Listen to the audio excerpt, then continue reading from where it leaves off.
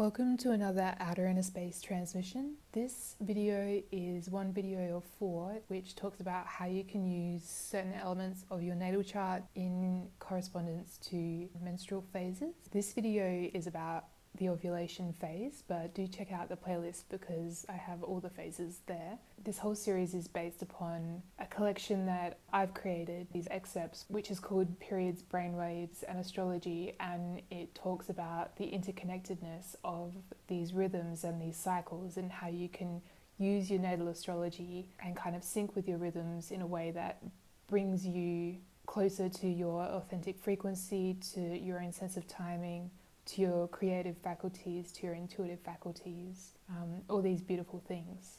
I've listed that below along with the rest of the videos in the playlist, but this video is about the ovulation part of our menstrual cycle.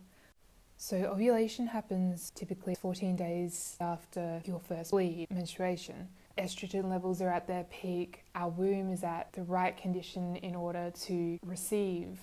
So it's about being receptive to what it is that you need. So it could feel like a pent-up energy, kind of like a lot of static or a need to just move because you've got all these hormones in you and there's seeking an outlet.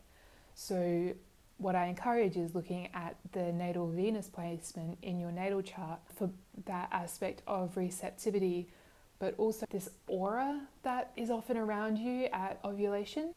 And having this awareness, we can channel this creative energy, this peak energy, into something that will pay off for us in the long run.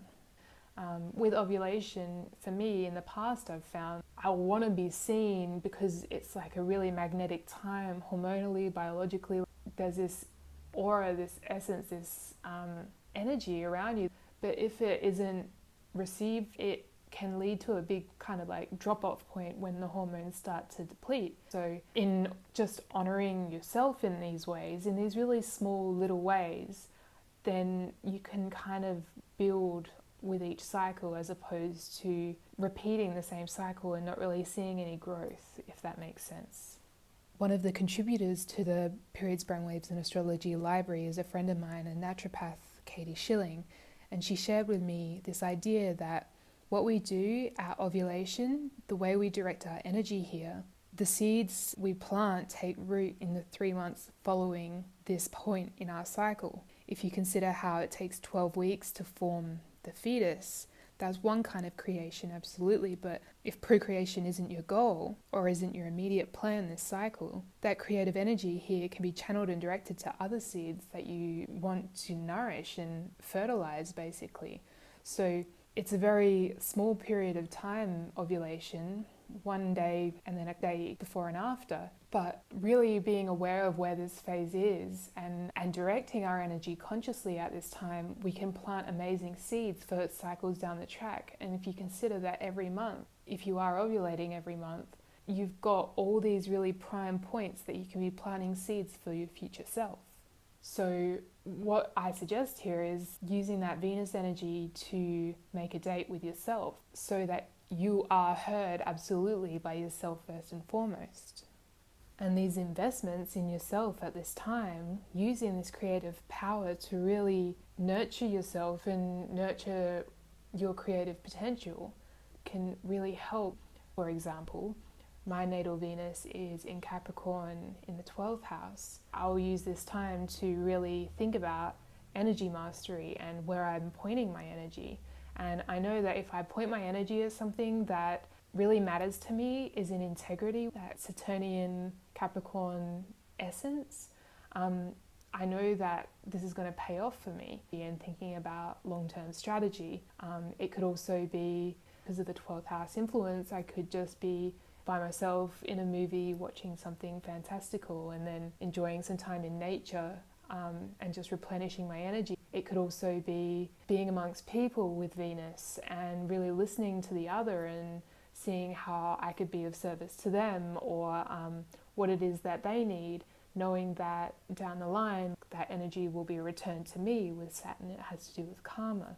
It might even translate to purchasing something that is going to enhance my appearance, just how I'm projecting myself into the world, whether that's getting my hair done, which I rarely do, or purchasing, like a statement piece that's going to last a long time. It's like these little gifts, these little self-investments with respect to this Venusian energy that just makes you feel seen, if that makes sense. And it's not selfish to look after yourself in this way.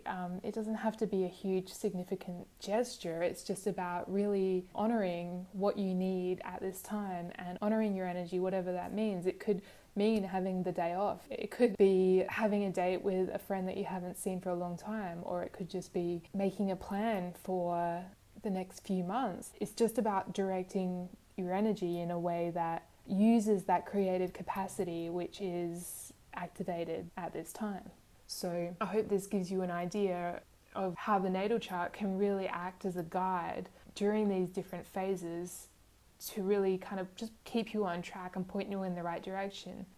In the full library, I talk about some other aspects of the natal chart which can be looked at during ovulation. So again, that's linked below. You can read the first 6 sections for free to see if it's something that you want to invest in. I do encourage you to view the other videos in this series just to get a bit of an idea of the potentials that are available to you if you want to tune in to these aspects of your power. So I'm going to leave this video here. I hope you found some value in it, and I wish you well.